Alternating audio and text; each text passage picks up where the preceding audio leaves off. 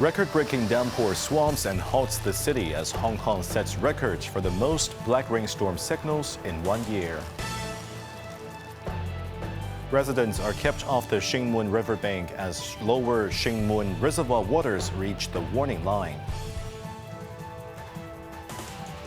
And we'll take a look at how the brutal downpour has battered a dog shelter in Yuen Long.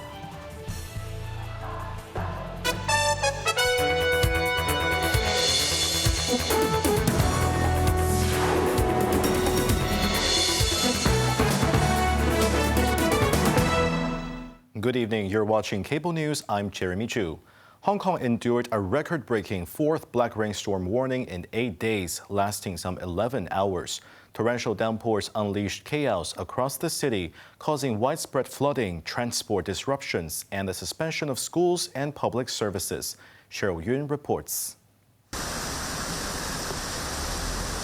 A violent rainstorm battered Hong Kong today, with the weather forecaster recording the highest daily rainfall recorded for August since 1884. The relentless rainfall spared no one, with floodwaters reaching calf-deep levels at Queen Mary's Hospital, disrupting operations at emergency services for nearly 3 hours. Patients were diverted to other hospitals as the flooding prompted urgent repairs. Firefighters and Drainage Services Department workers were deployed to clear blockages and drain rainwater. Widespread flooding in the hospital vicinity turned staircases into cascading waterfalls. In Central, rain mixed with muddy water surged down streets, including Garden Road, a major artery connecting Central and mid-levels. Navigating the floodwaters proved a challenge for motorists, with some vehicles stranded in gridlock as roads became inundated.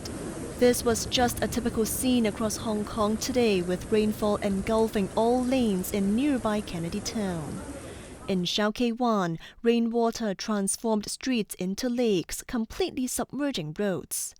The black rainstorm warning was issued at 5:50 a.m. and remained in effect until the observatory directly replaced it with the lowest tier amber warning at 5:05 p.m. The 11-hour-long warning followed an earlier one issued late last night at 11:45 p.m., the third one within a week, which lasted for a bit longer than 2 hours. The issuance of the fourth black rainstorm warning in the last 8 days also set a record for the most black rainstorm signals in 1 year. The observatory said the area of thunder showers is gradually moving away from Hong Kong, but warned residents to prepare for more heavy showers and remain alert. Cheryl Yun, Cable News.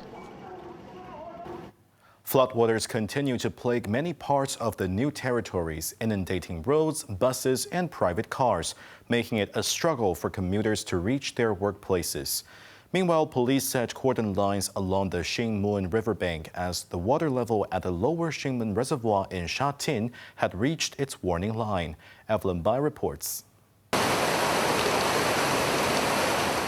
The all-night-long downpour triggered water cascade that rushed down from the mountains into the drainage channel of To Wo Heng village in Sai Kung.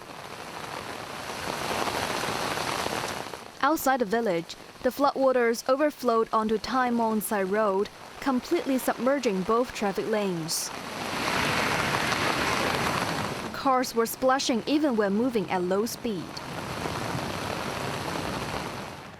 Castle Peak Road near Tin Kau has been flooded since the wee hours.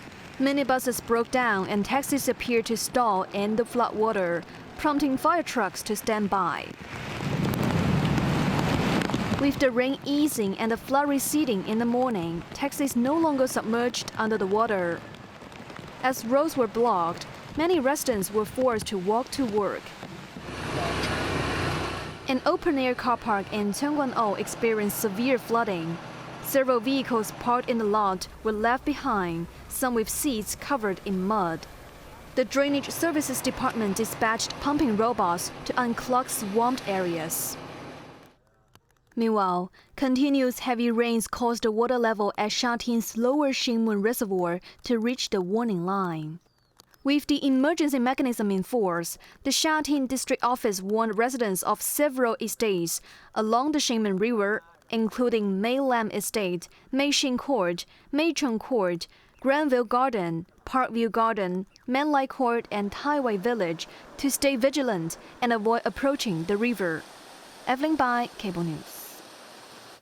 The record-breaking downpour has sparked at least 15 landslide reports spanning various districts, including mid-levels, Tai Po, Kwai Chung, Lantau Island, and Southern District.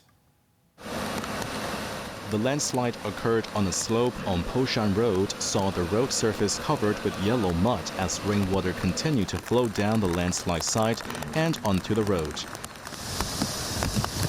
On Tregunter Path, a concrete embankment fell to the brutal rain, sliding onto the road with flows of sand and mud, measuring as high as 2 stories. Trees on the hillside also collapsed, blocking the whole lane.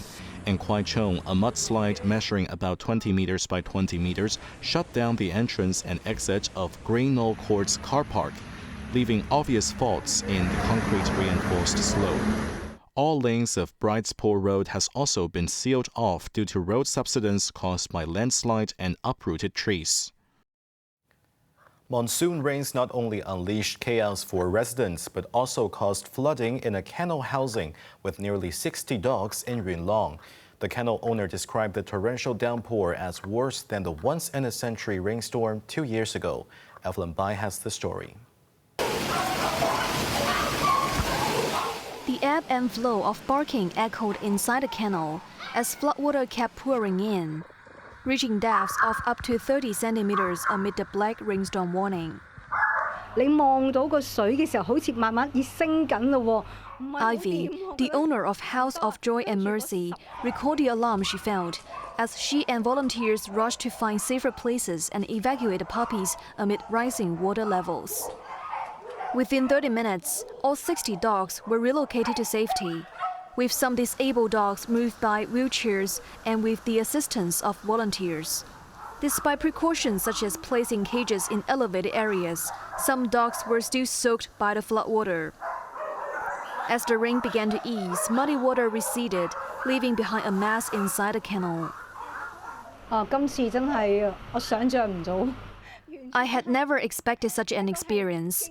This was totally frightening because, compared to the previous once-in-a-century flood, this time the situation became severe all of a sudden within just half an hour, far worse than we could have imagined. Even elevated puppy cages were affected this time. We originally thought it would be safe, the owner said. She also mentioned that while no dogs were injured during the flood, refrigerators and electronic devices were submerged.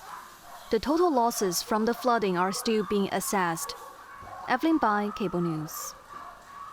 The Center for Health Protection reminded the public, especially the elderly and people with underlying diseases, to avoid contact with soil or muddy water after storms to prevent milioidosis infection.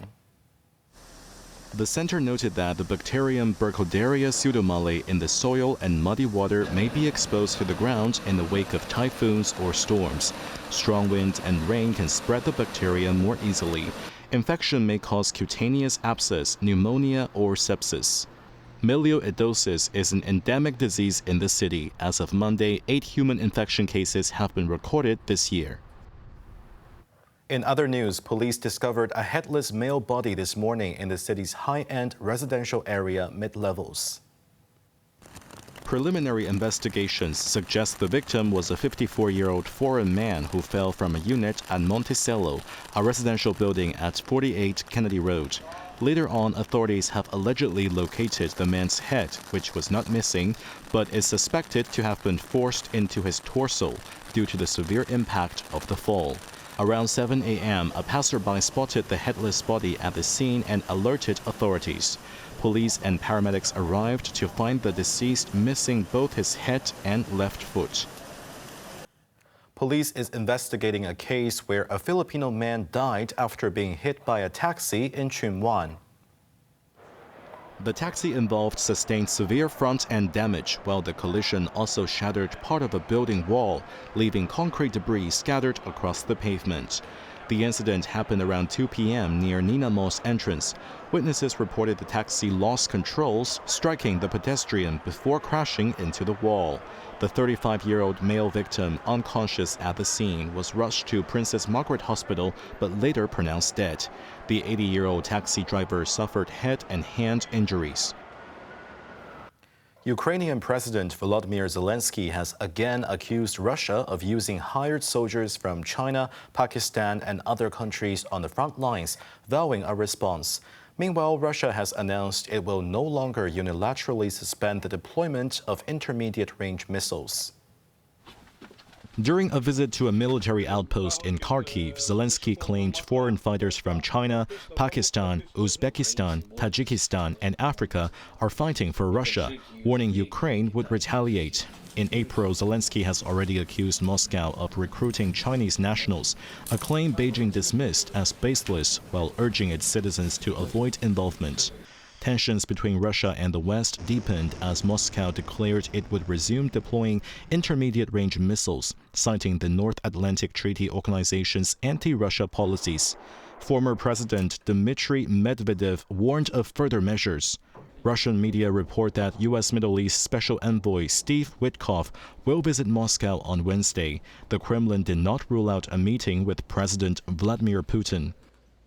This came as U.S. President Donald Trump previously demanded Russia agree to a ceasefire with Ukraine by Friday or face sanctions and tariffs. Meanwhile, NATO allies stepped up support for Ukraine. The Netherlands pledged 500 million euros in military aid, including U.S.-made Patriot systems, making it the first NATO member to fund arms purchases from Washington under a new scheme for Kyiv. The United States is trialing a new scheme requiring visitors entering on tourist or business visas to pay a security bond of up to $15,000, equivalent to around 117,000 Hong Kong dollars, in a bid to crack down on overstaying. Under the scheme, travelers from certain countries entering the U.S. on tourist or business visas may be required to pay a bond of $5,000, $10,000, or $15,000, typically at least $10,000. The full amount will be refunded if they depart in accordance with their visa terms. The U.S. State Department stated that the selection of countries for the trial will be based on factors such as their overstay rates, vulnerabilities in visa processes, and foreign policy considerations. The pilot program is set to take effect on the 20th of this month and will run for approximately 1 year.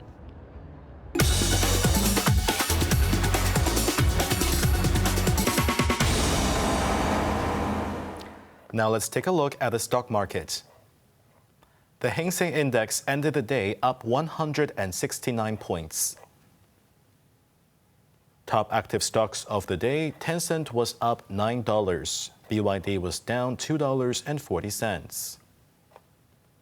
Xiaomi was down 25 cents, and Kuaishou was up $2.15. Foreign exchange against the Hong Kong dollar: Euro 9.06, the Australian dollar 5.07. Breadwinners in Hong Kong earned an average of $3,500 in their pension fund in July, marking a fifth monthly positive return. A July investment return of 1.17% has brought the mandatory provident fund system's year-to-date returns to 10.13%, meaning scheme members booked a profit of $27,600 on average since the start of the year. Latest figures by consultancy firm MPF Ratings showed. Equity asset classes continue to champion MPF investment returns, with July results being led by Hong Kong and China equities that logged a 3.8% gain. Hong Kong and China equities also formed the best-performing asset class year-to-date, gaining almost 23%. Onto the weather now. Cloudy with showers and a few squally thunderstorms. Showers will be heavy at times at first. Temperatures will range between 26 and 30 degrees. Now let's take a look at the weather around the world.